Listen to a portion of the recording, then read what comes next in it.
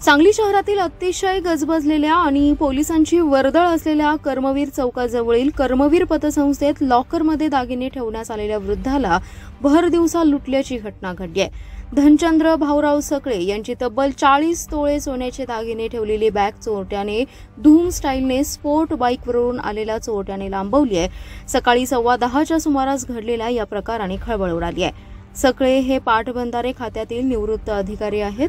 कर्मवीर पतसंस्थेत ते खातेदार आहेत। संस्थेत त्यांनी दागिने सुरक्षित ठेवण्यासाठी लॉकर घेतलाय।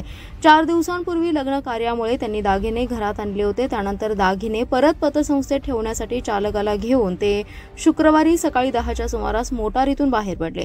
कर्मवीर पतसंस्थेच्या दारात चालकाने मोटार थांबवली। मोटारीचा दरवाजा उघडून सकळे खाली उतरले। तेवढ्यात मागून आलेल्या दुचाकीस्वाराने त्यांच्या हातातील बॅग हिसकावली।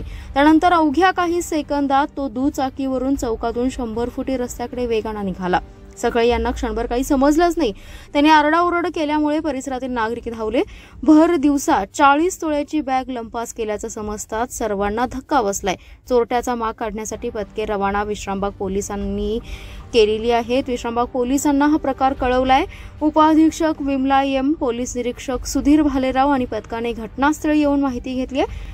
पतसंस्थेतील सीसीटीव्ही कॅमेरा तपासणी केली तेव्हा एकट्याच चोरट्याने मोटारीच्या मागून येऊन बॅग लंपास केल्याचे दिसून आले।